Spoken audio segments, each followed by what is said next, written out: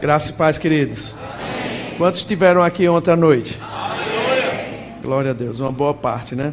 Dá uma salva de palmas aqui para o pessoal. Obrigado pelo trabalho. Glória a Deus. Amém. Você pode sentar. Glória a Deus. Que bênção poder estar aqui nessa noite e poder ministrar a palavra para você. Para você que não estava ontem aqui à noite, não sei se é aqui ou é aí. Será que é aqui? Não sei. Bom. Oi.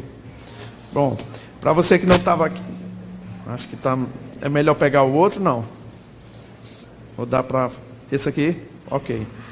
Para você que não estava aqui ontem à noite, a gente comentou algumas coisas a respeito da palavra, não é? Afinal de contas, aqui nessa igreja a gente prega a palavra. Amém? E é muito bom a gente vir à igreja que ministra a palavra, né? Porque a palavra é que nos sustenta. A Bíblia diz que nem só de pão viverá o homem, mas toda palavra vinda da boca do Senhor. E isso nos alimenta espiritualmente. Você é um ser essencialmente espiritual. Você habita num corpo, você tem uma alma e habita num corpo.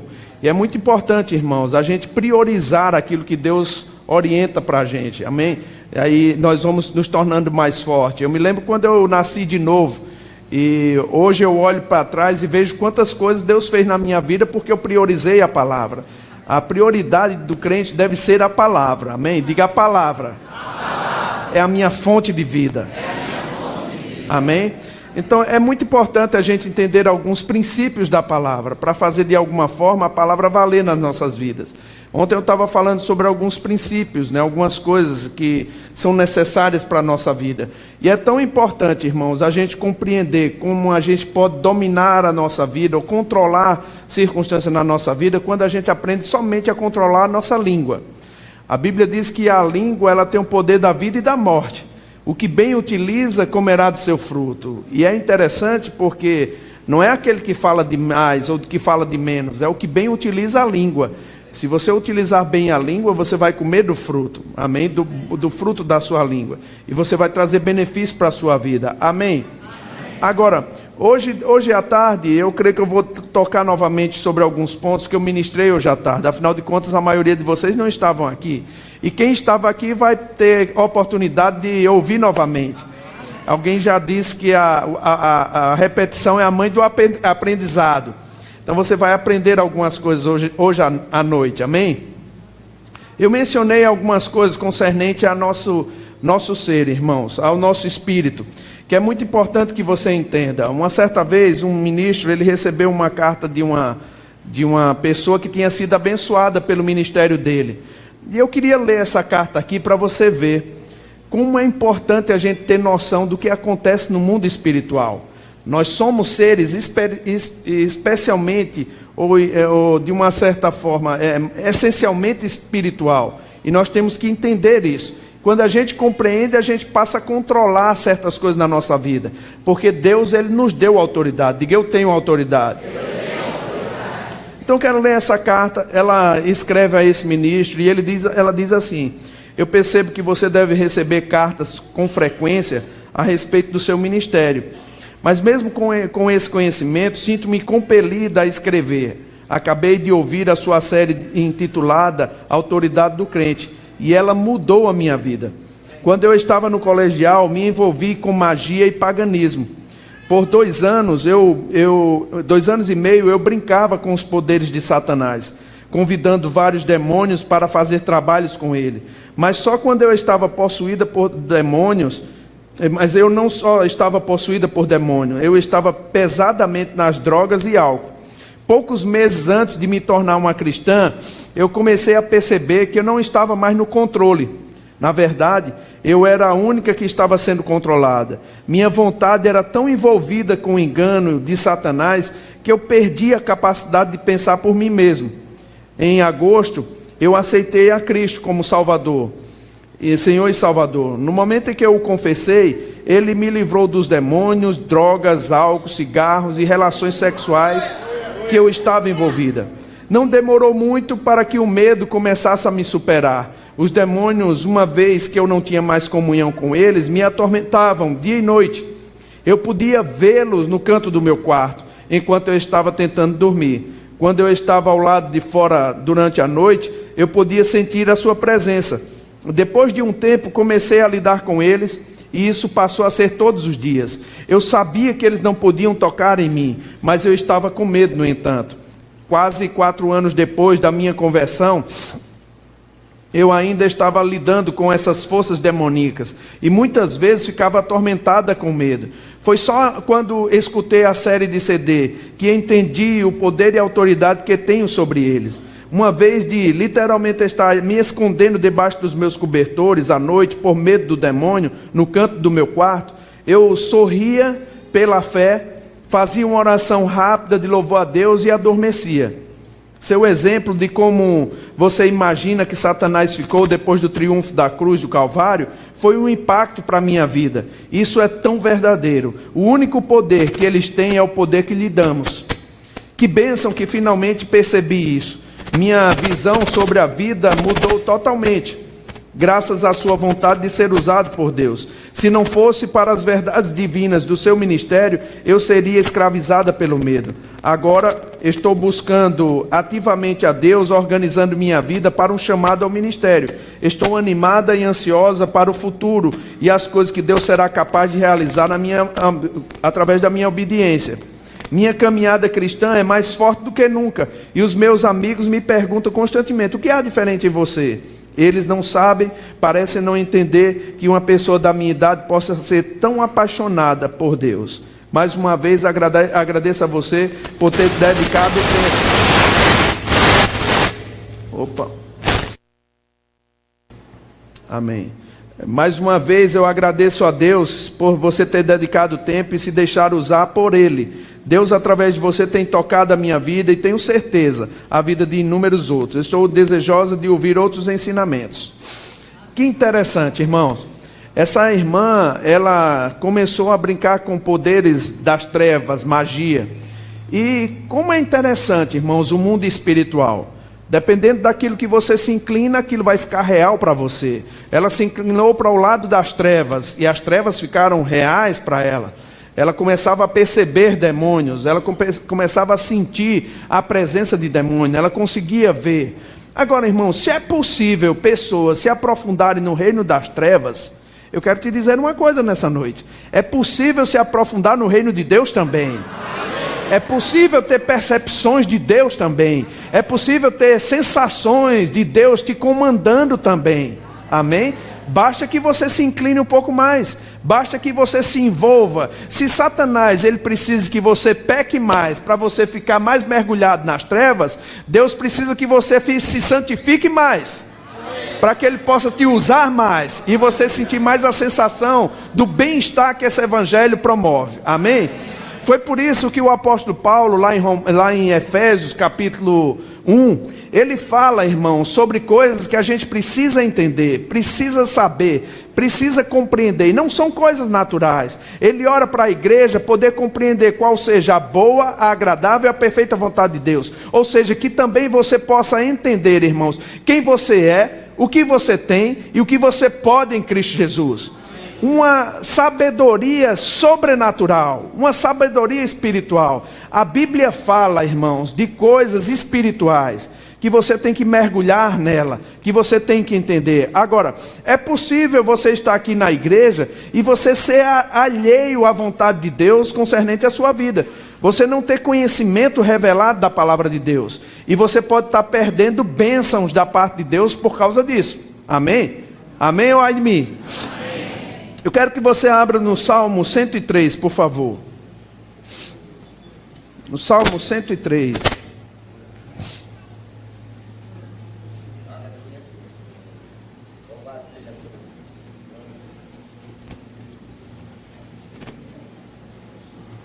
Esse é um salmo de Davi. E esse salmo é interessante. O rei Davi, ele fez algumas canções, ele compôs algumas canções, logo porque ele era músico, ele tocava também, e ele compunha canções a Deus, ele enchia o seu coração de boas palavras, e essas boas palavras transbordavam, como no Salmo 45 que nós vimos ontem, ele diz que de boas palavras transborda o meu coração. E ele diz assim, ao rei consagro o que compus, a minha língua é como a pena de um habilidoso escritor. Então as boas palavras transbordando do coração fazia com que a língua dele fosse como a habilidade, tivesse a habilidade de um habilidoso escritor.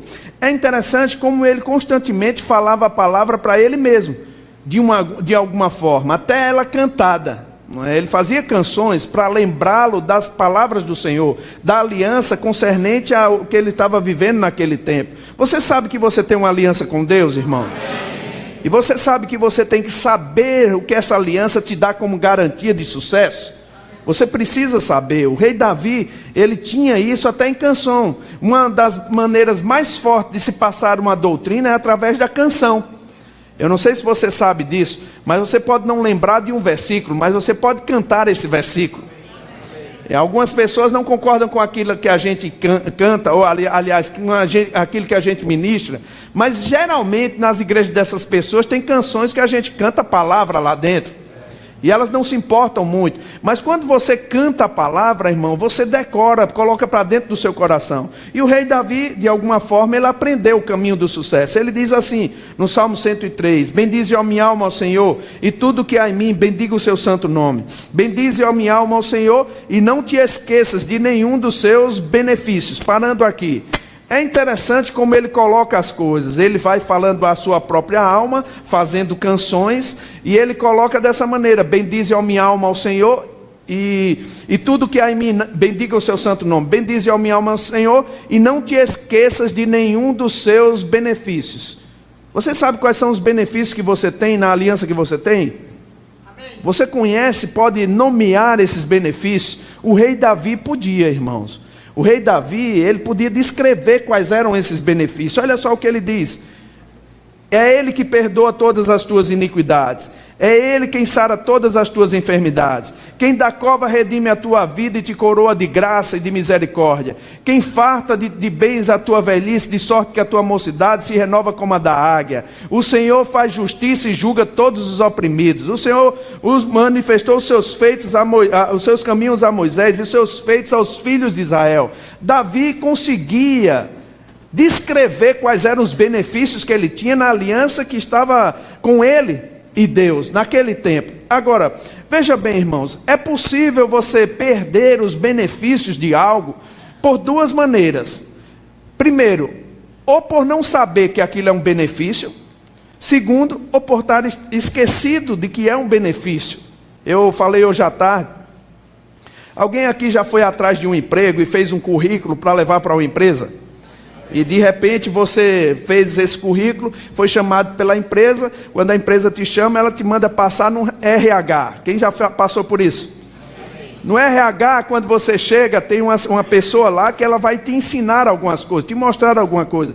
Vai te dizer os horários que você tem que chegar, vai te dizer o tipo de trabalho que você vai fazer, mas também vai te mostrar os benefícios que você vai ter por causa do trabalho executado. Não é assim? Agora, pode ser que você tenha passado anos naquela empresa e de repente você encontra um colega seu de trabalho que entrou agora, 3 meses de trabalho, e você já tem anos naquela empresa. E de repente você vê ele usufruindo de alguma coisa que você nunca usufruiu. Aí você diz assim, rapaz, vem cá, deixa eu conversar contigo. Por que você está usufruindo disso e eu não? Ele disse, aí esse rapaz disse para você assim, mas você não passou no RH, ele não falou sobre os direitos que você tinha não, os deveres. Ele disse, falou. Então, eles me falaram que eu tinha direito a isso aqui. Ele disse, rapaz, que coisa, eu fiquei esquecido disso. Ou por outra, ninguém me informou sobre isso. Você tanto pode perder uma bênção, irmão, por não ter sido orientado, ou por ter se esquecido da orientação. O apóstolo Paulo, irmãos, ele tinha cuidado de trazer à memória dos crentes aquilo que Jesus trouxe para nós. Se nós só tivéssemos os evangelhos e não tivesse as epístolas paulinas, a gente não saberia o que Deus fez através da morte e ressurreição de Jesus. Nós não teríamos conhecimento, mas graças a Deus pelas epístolas, amém? Graças a Deus pelas cartas. É por isso que nós não temos que ficar tanto no Velho Testamento, porque não é a nossa aliança. Nós temos que partir para o Novo. E quando ler o Velho Testamento, olhar com os óculos do Novo. Amém? Porque a aliança que nós temos, diga, eu tenho uma aliança. Uma aliança superior. Aleluia. Amém? Nós temos uma aliança superior e nós precisamos entender essa aliança, irmãos. Compreender o que Deus tem para nós. Amém? E quando nós compreendemos, passamos a ficar mais ousados, mais intrépidos. Agora, é possível, irmão, você entender isso. Abra comigo em Lucas, capítulo 1. Lucas, capítulo 1. É um versículo também bem conhecido, uma passagem bem conhecida de nós. E eu queria trazer alguma luz sobre isso aqui. Lucas, capítulo 1, versículo também 1. Diz assim: visto que muitos houve que empreenderam a narração coordenada dos fatos que entre nós se realizaram, conforme nos transmitiram os que desde o princípio foram testemunha deles, testemunha oculares e ministros da palavra, igualmente a mim me pareceu bem, depois de acurada investigação de tudo desde a sua origem, dar-te por escrito, excelentíssimo Teófilo, uma exposição em ordem, para que tenhas plena certeza ou convicção das verdades em que fostes instruídos. Veja, irmãos, Lucas, ele narra, ele é o escritor desse evangelho, e ele narra que muitos houve que empreenderam a narração coordenada dos fatos que aconteceram entre eles. Mas a ele pareceu bem fazer uma narrativa coordenada dos fatos, fazer uma narrativa em ordem, dando por escrito a esse homem chamado Teófilo, que era um homem de destaque na sociedade, porque ele chama de excelentíssimo, é uma narrativa em ordem para que ele tivesse plena convicção, plena certeza das verdades em que ele foi instruído. Isso mostra para mim que não basta você ter uma informação, porque uma informação simples, você pode simplesmente esquecê-la. Amém ou ai de mim? Se você simplesmente tem uma informação, irmãos, você pode esquecer, mas quando você tem uma convicção, é impossível você esquecer. E Deus quer que você não somente tenha uma informação, tenha uma convicção. Diga, eu preciso ter uma convicção. É por isso que o apóstolo Paulo, quando ele ora, irmãos, ele ora para que você tenha a riqueza da plena convicção. Que coisa interessante. Você não precisa ter somente uma informação, não pode ter somente uma informação. Você tem que ter a riqueza de uma plena convicção. Abraão, a Bíblia diz que ele ficou plenamente convicto. Não é simplesmente uma simples informação que vai te deixar possuindo a bênção de Deus. Você tem que conhecer a sua aliança, irmãos, e você tem que ter convicção nela. A ponto de você, em momentos difíceis, que tua alma está gritando, você poder cantar a sua aliança, como Davi cantou. Amém? Não se esquecendo dos seus benefícios, porque quando você sabe, você fala para você mesmo, os benefícios que você tem nessa aliança, sua fé vai ficando mais forte. Você vai cantando a sua aliança, celebrando a aliança que você tem, os benefícios que você tem em Deus. Amém? Amém ou ai de mim? Amém. Então é possível a gente entender que existem algumas coisas que a gente perde. Abra comigo lá em Lucas capítulo 13, por favor. Lucas capítulo 13, versículo 10.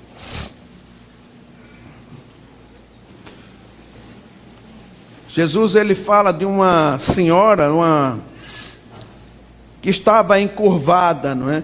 No versículo 10, ele diz assim: ora, ensinava Jesus no sábado numa das sinagogas, veio ali uma mulher possessa de espírito de enfermidade, havia já 18 anos, andava ela encurvada, sem de modo algum, diga de modo algum, poder endireitar-se. Olha que coisa interessante.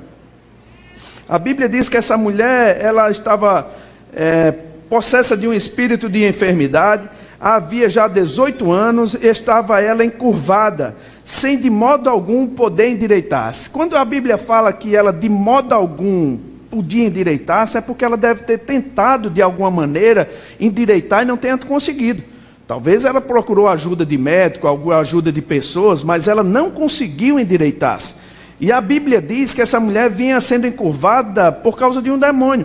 Continuando a leitura, diz: vendo a Jesus, chamou e a disse: mulher, estás livre da tua enfermidade. E impondo as mãos, ela imediatamente se endireitou e dava glória a Deus. O chefe da sinagoga, indignado de ver que Jesus curava no sábado, disse à multidão: 6 dias há em que deve trabalhar. Vim depois nesses dias para ser descurado, e não no sábado. Disse-lhe, porém, o Senhor: hipócritas, cada um de vós não desprende da manjedoura no sábado o seu boi ou jumento para levá-lo a beber. Por que motivo não se devia livrar desse cativeiro em dia de sábado esta filha de Abraão, a quem Satanás trazia presa há 18 anos? Olha que coisa interessante, irmão. Quem trazia ela presa? Não era Deus. É bom que você entenda isso. Era Satanás que havia encurvado ela por 18 anos. Ela tinha tentado se levantar, tentado melhorar, mas não tinha conseguido. E o que é interessante é que essa mulher deve ter ido várias vezes nessa sinagoga, porque ela era uma filha de Abraão. Ela era judia. Ela deveria ter ido nessa sinagoga. Mesmo assim, as pessoas estavam tratando ela como comum. Existem certos casos na nossa vida, irmãos, que nós não podemos tratar como comum. A gente às vezes pensa, isso acontece na vida de todo mundo. Mas porque acontece na vida de todo mundo, não quer dizer que tem que acontecer na sua. Porque você tem uma aliança diferente, irmãos. Você não é do mundo, você está no mundo, mas você não pertence a esse mundo. E você tem que resgatar os direitos que você tem da aliança. Amém? Diga: eu tenho aliança com Deus. Essa mulher, Jesus, ele usou uma base legal para tirar essa mulher da escravidão. Qual foi a base que ele levantou? Qual era a base legal? O que dava legalidade a Jesus? Essa mulher era uma filha de Abraão. Satanás havia encurvado. Ele encurvou essa mulher por 18 anos. E o que foi que Jesus disse? Era uma legítima filha de Abraão. Ela não precisava estar nesse cativeiro. Jesus a curou, a libertou. Deixa eu te dizer uma coisa, irmão. Quando o conhecimento revelado da palavra chega até nós, a gente pode se libertar de certas coisas que o diabo colocou na nossa vida. Amém? Agora eu vou te dizer uma coisa também. É possível você ser um cristão e viver atormentado ainda pelas coisas do diabo? Decididamente sim. Você lembra dessa carta que eu li? Essa irmã era cristã. Ela tinha resolvido a situação dela. Deus libertou ela do vício, do álcool, da prostituição. E ela ficou livre. Mas logo quando o diabo viu que perdeu o terreno, ele marcava o cerco contra ela.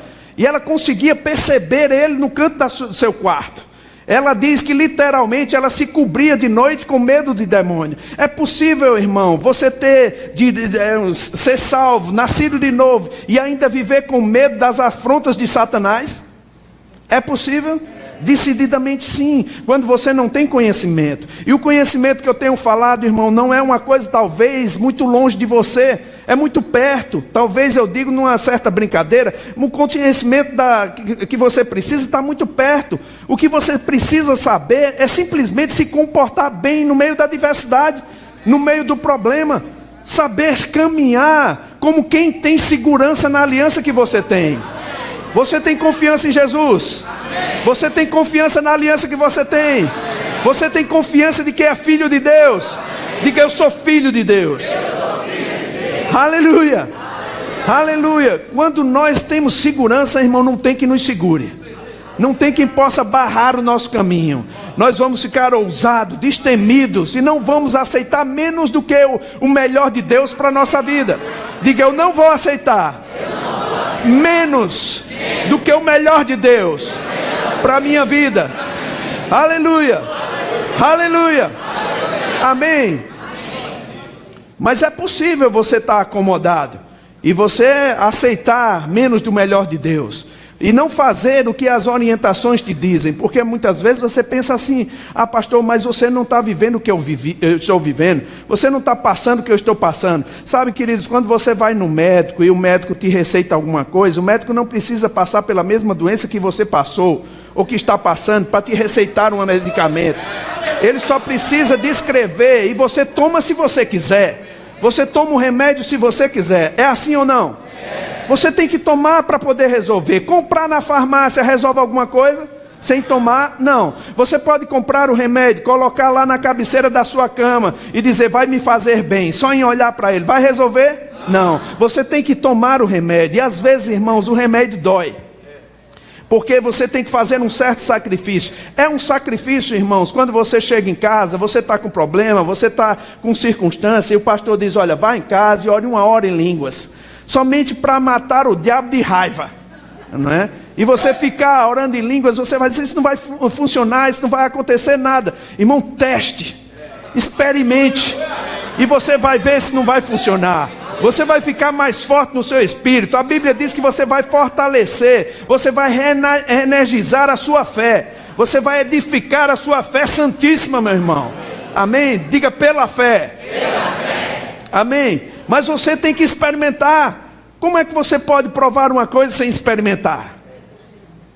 Você tem que experimentar aquilo, amém? Você tem que tomar posse daquilo que é seu. E você tem que reivindicar aquilo que é seu. Ontem nós falamos, puxamos pela nossa fé algumas coisas que nós precisamos. Agora, irmãos, deixa eu te falar uma coisa. Você precisa tomar coragem para puxar algumas coisas que é necessário. Você tem que chamar também uma fome e uma sede de ler a palavra.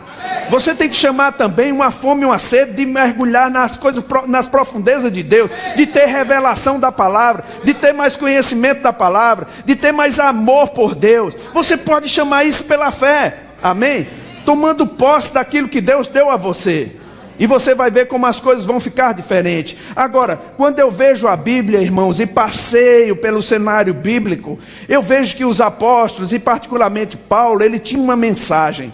Ele tinha uma pregação, e essa pregação ele não suavizava por causa de alguns que não recebiam aquilo que Deus queria dar para eles, porque pessoas podem não receber por N situações, pela vida de pecado, por incredulidade, ou por qualquer outra coisa que eu não possa descrever aqui.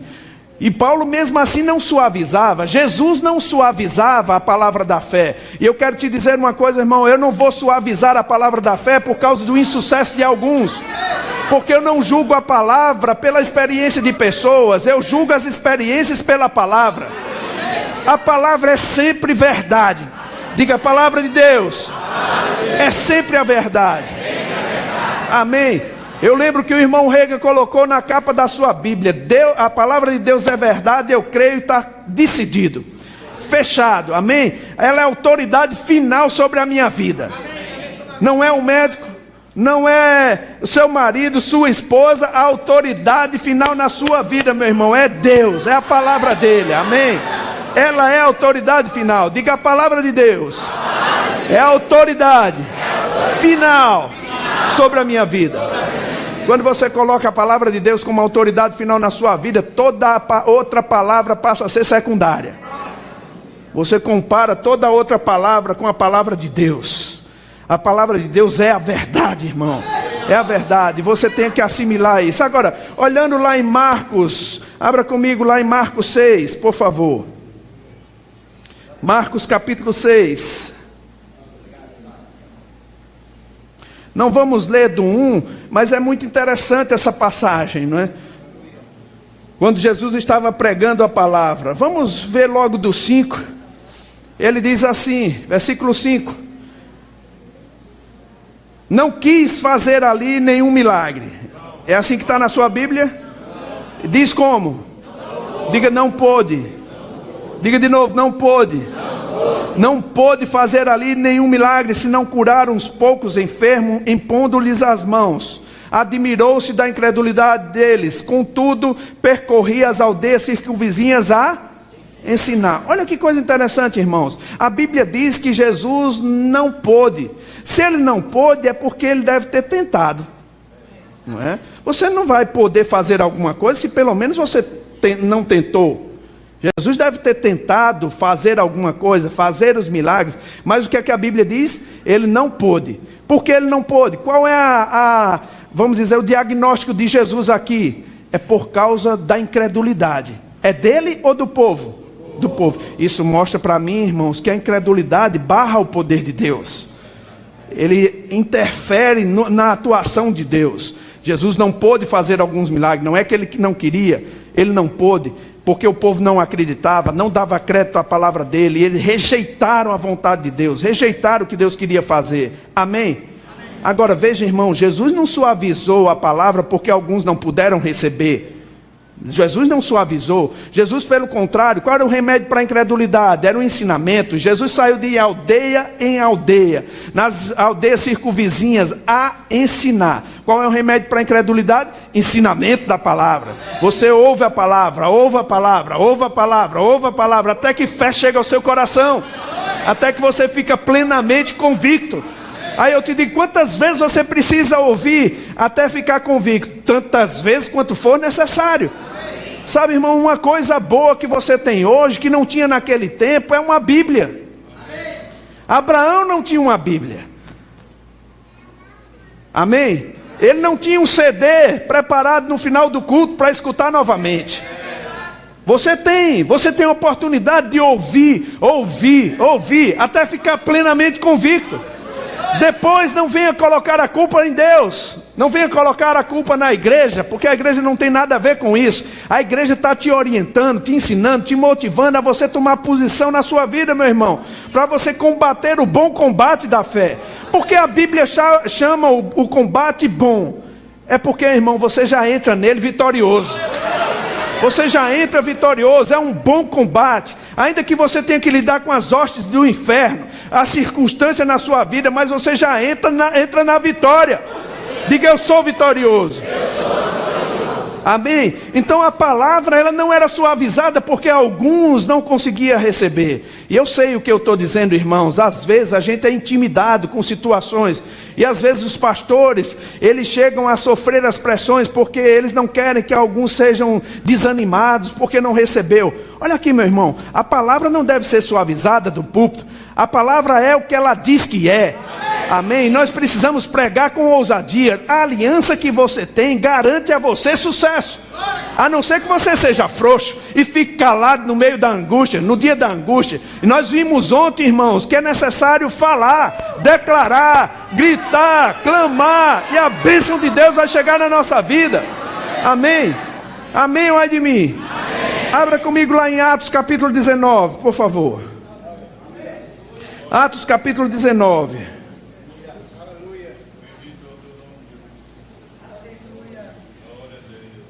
Aleluia. Eu não vou ler, mas porque a gente vai tomar muito tempo, e eu não tenho muito tempo nessa noite. Mas deixa eu te dizer, irmãos, em Atos capítulo 19, assim que Paulo chega, ele encontra uns discípulos lá na região de Éfeso. E ao encontrar aqueles discípulos, Paulo diz assim: recebeste porventura o Espírito Santo quando crestes? Eles disseram, nem ao menos ouvimos falar que existe o Espírito Santo. Quando você nem ouviu falar que existe o Espírito Santo, como é que você pode receber a ministração que da parte dele vem? Você não tem condição de receber. Mas quando você ouviu, você dá a oportunidade de crer e a bênção chegar. Paulo disse, em que pois foste batizado? Eles, em batismo de João. Ele disse, olha, João batizou com a batismo de arrependimento, dizendo ao povo que cresce naquele que viria depois dele. Agora, esse outro batismo que eu estou falando é diferente. Eles ouviram aquilo e eles foram batizados, e tanto falavam em línguas como profetizavam. É isso que a Bíblia diz. E o que eu acho interessante, irmãos, é que no versículo 8, olha o que é que a Bíblia diz. Durante 3 meses, Paulo frequentou a sinagoga, onde falava ousadamente, dissertando e persuadindo com respeito ao reino de Deus. Veja, Paulo não falava uma simples ministração. Paulo, ele dissertava, ele falava com ousadia, convencendo os irmãos, falando a palavra com força. A Bíblia diz em Atos capítulo 14, irmãos, que Paulo, ele falava de tal modo, de tal maneira. Eu fico pensando, que tal maneira era essa que Paulo falava? Que tal modo era esse? Era um tal modo, irmãos, de levar convicção nas pessoas daquela vontade do Senhor, do que eles tinham na aliança que eles tinham feito com o Senhor. Ele falava de um modo específico, com ousadia, com intrepidez, garantindo para os irmãos que aquilo que ele estava dizendo era o correto. Agora veja, mesmo Paulo falando, dissertando dessa maneira, falando ousadamente, persuadindo os irmãos, a Bíblia diz, visto que alguns deles, no versículo 9, se mostraram empedernidos e descrentes, falando mal do caminho diante da multidão, Paulo, apartando-se deles, separou os discípulos, passando a discorrer diariamente na escola de Tirano. Veja, a Bíblia diz que mesmo Paulo pregando, irmãos, ousadamente, persuadindo os irmãos, tinha alguns lá, graças a Deus, que não eram todos, Mas alguns lá que se levantaram para dizer: rapaz, eu não creio nisso não. Isso só pode ser mentira. Isso não tem jeito de acontecer. Isso não é verdade o que Paulo está falando. Não pode ser assim. E eles dissimulavam, eles falavam coisas que desencaminhavam os irmãos. O que é que Paulo fez? Epa, espera lá, rapaz, espera lá. O que eu estou dizendo é verdade. Então vamos apartar aqui quem crê e quem não crê. Vamos apartar aqui. O que Paulo estava dizendo, irmãos, pelo menos deveria estar chocando aqueles homens. Eles deveriam estar pensando: rapaz, eu não acho que é bem assim não. Eu não acho que é verdade. Eu não acho que Deus tenha tanto interesse assim não. Eles resolveram não acreditar. Eles resolveram não dar crédito. Eles ficaram com o coração endurecidos. E Paulo o que é que fez? Ele apartou um para um canto, outros para o outro. Alguns ele tirou do meio deles. Agora, veja, irmãos, no versículo seguinte diz assim. Diz assim, no versículo seguinte, passando a discorrer diariamente, versículo 10, diz assim: durou isso por espaço de 2 anos, dando ensejo que todos os habitantes da Ásia ouvissem a palavra do Senhor, tanto de judeus como de gregos. Vejam uma coisa, Paulo, quando separa os que creem dos que não creem, ele monta um certo centro de treinamento bíblico Rema Brasil. 2 anos ele passou persuadindo, ele passou diariamente ministrando para aquelas pessoas, mostrando para eles que era assim. Essa palavra cresceu tanto dentro deles, irmãos, que eu acredito que eles estavam como aquele versículo lá do Salmos 45, de boas palavras eles estavam transbordando. Eles estavam transbordando por dentro. A Bíblia diz que deu ensejo isso, da administração de Paulo, por 2 anos, deu ensejo que toda uma região recebeu a palavra do Senhor, ou foi ministrada para eles a palavra do Senhor. Toda a Ásia foi ministrada a palavra do Senhor, porque alguém ministrou de uma forma diferente, de uma maneira diferente. E eu vou te dizer, aquele lugar é impregnado de uma unção tão grande, irmãos, que até os lenços, está no contexto, e os aventais que se levava de Paulo, fazia com que aquelas enfermidades das pessoas fugissem. Eu sempre pensei que a enfermidade fosse uma simples bactéria, mas você já viu que existe uma personalidade ali? É algo espiritual, irmão. Não é algo naturalmente, simplesmente natural. Existe algo por trás de coisas que estão atrapalhando a sua vida. E eu vou dizer, você precisa tomar posse daquilo que Deus te deu e dar comandos a isso. Pela fé, diga pela fé. Pela fé. Amém. Pela fé, com ousadia, com intrepidez, tomar posse daquilo que Deus te diz. E eu quero te dizer hoje à noite, irmão, você tem que sair daqui indignado, com raiva, porque você ainda não está vivendo o melhor de Deus. Quando a gente não está vivendo o melhor de Deus e sabe que alguém está roubando, irmão, você já se sentiu ludibriado por alguém? Você já se sentiu trapaceado por alguém? Alguém te roubou, você foi comprar uma coisa e comprou ela mais caro do que era necessário. E você chega numa outra loja, está pela metade do preço. Você se sente alegre com aquilo? Você está pagando um preço, irmão, na sua vida, que Jesus já pagou por ele. Já pagou nele. Isso não te dá uma revolta não? Isso não te dá uma insatisfação? Pois eu vou te dizer, eu não estou vivendo na plenitude do que Jesus fez ainda, mas eu estou gerando uma revolta dentro de mim, irmãos, de uma forma tão grande. Uma revolta porque eu quero viver a plenitude. Eu não sei de você, mas eu sei o que a Bíblia diz a meu respeito, irmãos, que eu sou cabeça e não cauda. Que onde eu chego, eu piso a planta do meu pé, o solo é meu. É isso que a Bíblia diz. Eu não posso me sentir um coitadinho, um miserável. Eu não posso me sentir assim. Uma certa vez eu vi um comentário de Herênio, eu acho, aqui em Paulista mesmo. Ele disse que ministrava para uma pessoa numa banca, uma coisa assim, e toda vez que ele chegava para um irmão e falava que era justo, o irmão dizia: ah, rapaz, você é justo nada, você é um miserável. Nós somos miseráveis pecadores. Aí Herênio começou a dizer: ô miserável, ô pecador. E o cara começou a ficar incomodado, porque Herênio chamava na frente de todo mundo: miserável, pecador. Ele: rapaz, para com isso. Você não é miserável mesmo, pecador? Sim, mas eu sou salvo pela graça. Então pronto, é miserável, ô miserável, pecador. Ele: rapaz, pare com isso. Quem é que gosta, irmão, de ouvir o outro dizer que é miserável pecador? Ninguém. Você começa a se incomodar com isso. Sabe por quê? Porque na realidade você não é. Ou você é filho ou você não é. Se você é filho, você não é miserável. Se você é miserável, você não é filho. E você precisa se converter. Agora, quando a gente se converte, diz a Bíblia que nós somos transportados do império das trevas e agora estamos no reino do Filho do seu amor. Diga, eu estou no reino de Deus. Diga, eu sou filho de Deus. Aleluia. E quais são os direitos, irmãos, da nossa aliança? Porque somos filhos. Quais são os direitos? Ah, pastor, eu não consegui captar tudo que você está dizendo. Irmão, eu vou te dizer, é simples, mas é profundo. É simples, mas é profundo. Você só precisa pegar com a sua mão da fé. Jesus não está aqui fisicamente para você tocar nele. Tem pessoas que desejariam Jesus estar fisicamente, mas você não toca em Jesus fisicamente e pensa que vai receber alguma coisa. Porque aquela mulher do fluxo de sangue, não foi o toque que ela deu nele que fez com que ela recebesse a cura. Muita gente pensa que foi o toque, mas não foi o toque, porque outras pessoas estavam tocando. É porque existia um elemento diferente no toque.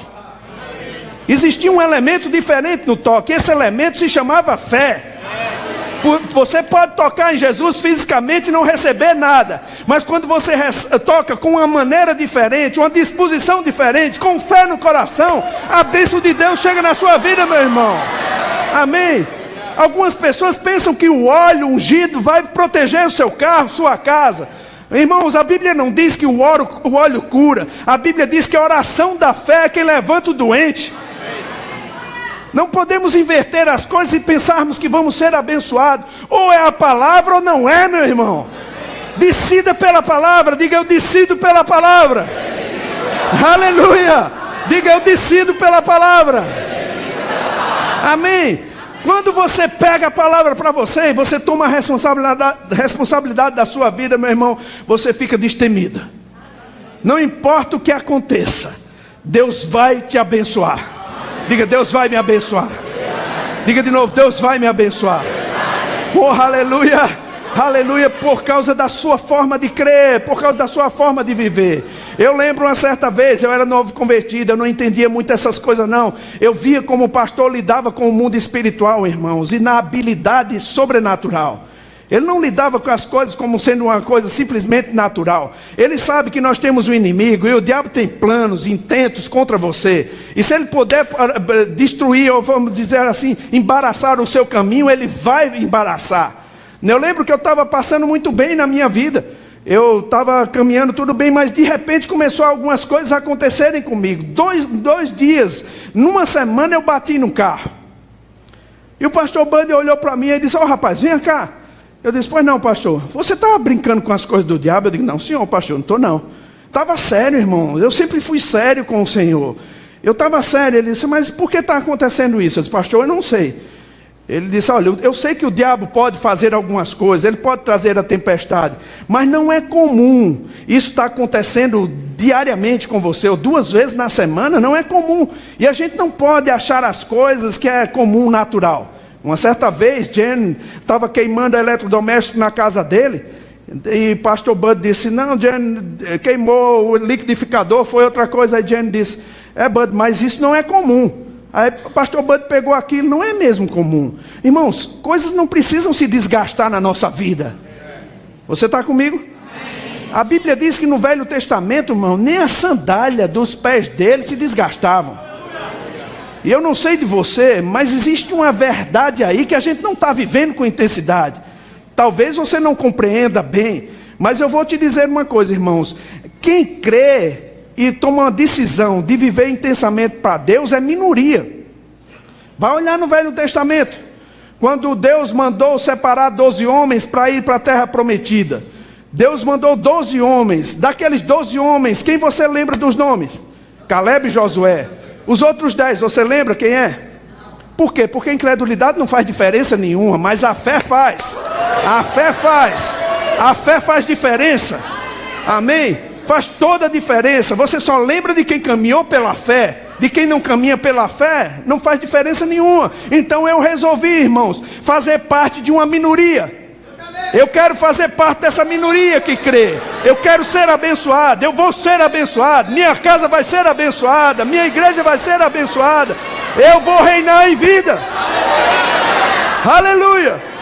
Agora, você pode não aceitar isso. Você pode dizer que é presunção, você pode dizer que é tolice, você pode dizer que é orgulho. Mas, irmão, eu quero te dizer que eu não estou baseando a minha fé em nada de meus pensamentos. É nele, naquele, por ele, no qual. É naquilo que eu vejo em Cristo Jesus. E em Cristo Jesus eu sou mais do que vencedor. Eu posso todas as coisas naquele que me fortalece. Tem alguém que crê aqui? Oh, aleluia! Amém! Pela fé, diga pela fé. Aleluia! Aí a Bíblia diz, e daí? E daí? Se alguns não creram, a incredulidade deles desfará a fidelidade de Deus? Não, irmão. Se alguns não creram, o problema é deles. O negócio é com você. Você crê ou não em Deus? Você crê ou não na palavra? Então com você vai ser diferente, meu irmão. Diga, vai ser diferente comigo. Diga de novo, vai ser diferente comigo. Aleluia! Agora eu vou te dizer uma coisa. Até os médicos cientificamente provam que quando uma pessoa passa por problema e ela é religiosa, que eles chamam religiosa, elas têm mais probabilidade de sair da situação do que aquelas que se deparam com a depressão por causa de uma notícia má. A Bíblia diz para nós que nós não precisamos temer terror noturno, nem seta que voa de dia, nem mortandade que se espalha ao meio-dia. Nós estamos guardados pela direita, pela esquerda, pela frente, por trás. A graça de Deus está sobre a sua vida, meu irmão. Amém. Amém, querido. Agora você precisa crer nisso. Você precisa se sentir um abençoado. Diga, eu sou abençoado. Diga de novo, eu sou abençoado. Eu sou abençoado. Aleluia. Quando você for arrumar um emprego, irmão, não vá com cara de derrota. Não vá falar com ninguém com cara de mendigo, com derrota. Vá como quem vai vencedor. Amém? Com segurança. E você vai ver como Deus vai abrir as portas para você. Amém, queridos? Essa palavra muda a nossa vida, meu irmão. Quando a gente enfrenta as dificuldades como Davi enfrentou. Davi, ele tinha, irmãos, dificuldade tanto quanto nós. Pressões, ele vivia perseguido por Saul. Ele venceu algumas batalhas, mas, irmão, Davi, ele precisava cantar para a sua alma todo o tempo. Leia os Salmos, para você ver se em alguns momentos Davi não se abatia. Ele ficava meio que perturbado. Vá ler os Salmos para você ver. Mas Davi sempre cantava para ele mesmo. Ele não estava muitas vezes cantando para uma multidão de uma igreja. Ele cantava para si mesmo. Ó minha alma, porque te perturba dentro de mim. Espera em Deus, pois ainda o louvarei. Sabe, irmãos, quando a gente se levanta por dentro, porque existe uma conversa interior que atrapalha a nossa vida. Aquela conversa que nos deixa mais para baixo. Não é ninguém falando conosco, é a gente falando com a gente mesmo. Por dentro dizendo, eu não tenho certeza, eu não sei se eu vou conseguir. Irmão, você tem que fazer emudecer essa conversa. E a única maneira é a palavra de Deus. Diga, é a palavra de Deus. E você vai começar a entoar cânticos, falar com ousadia. E você vai ver como a sua vida vai mudar. A nossa vida muda quando a gente pega a palavra na verdade. Amém? Para encerrar, eu quero que você abra no Salmo 118, por favor. Aleluia, diga, Deus é bom. Ele é melhor do que isso, como dizia o pastor Ban. Aleluia, Salmo 118.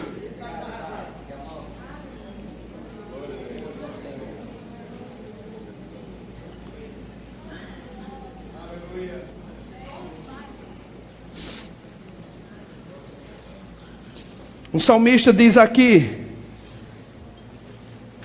versículo 1. Diz assim, rendei graças ao Senhor, porque Ele é bom, porque sua misericórdia dura para sempre.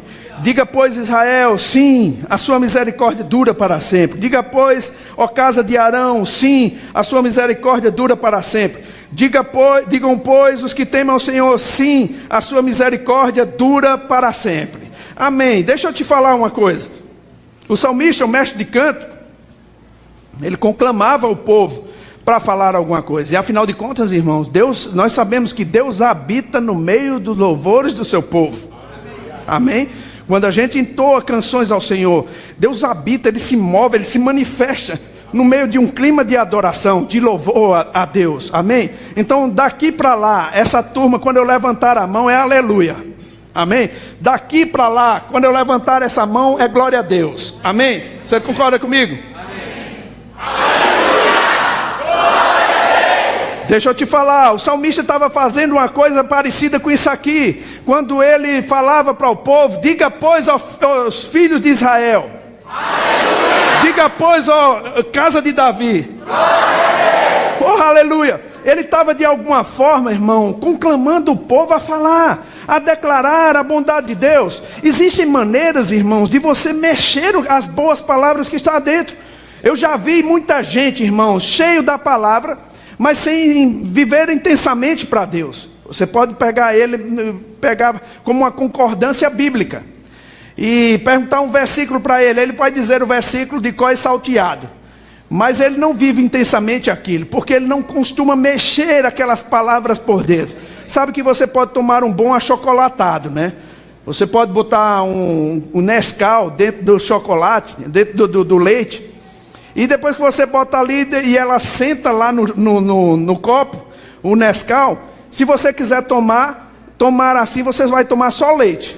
Mas se você quiser tomar um achocolatado, você tem que mexer. Não é assim? Existe alguma coisa, irmãos, que você coloca para dentro as boas palavras, mas você tem que mexer ela.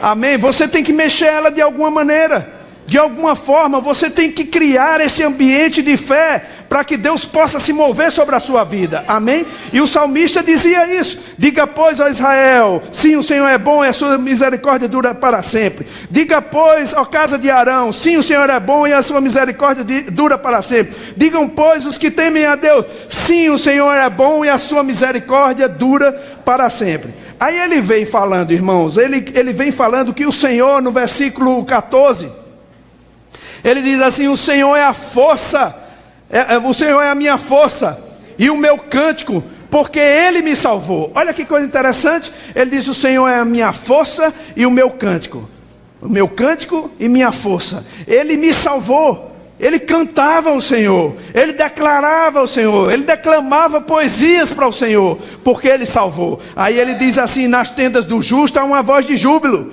e de salvação.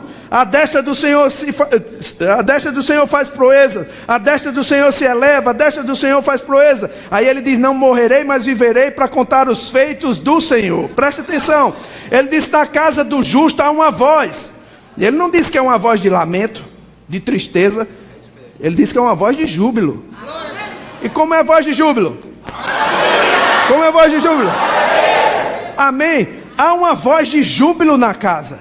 Aí a Bíblia diz que depois que há essa voz de júbilo, a mão do Senhor, a destra do Senhor se levanta, a destra do Senhor faz proeza, a destra do Senhor começa a fazer os milagres. Meu irmão, eu não sei o que é que você está esperando para chegar na sua casa e dar uns bons berros.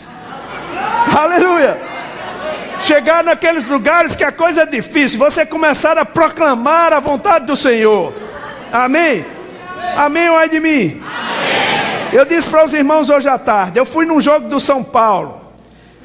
Nesse jogo do São Paulo, porque tinha um irmão que joga na seleção, o Hernani, ele fez 6 meses no São Paulo, ele fez 6 meses do Rema, e ele jogava no São Paulo, e joga na seleção também. Ele foi vendido para o Lazio na Itália.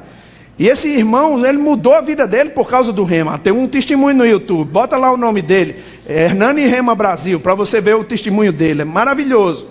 6 meses só de Rema, mudou a vida daquele irmão. E ele ia jogar num time, e eu fui para esse jogo, né? Porque os irmãos me chamaram para ir, e eu fui para lá. Eu não torcia pelo São Paulo, não gostava muito do jogo, mas quando eu cheguei lá, irmãos, eu vi o que é uma voz de júbilo. E o que é uma voz de salvação? Não é uma voz qualquer, não é uma voz de lamento.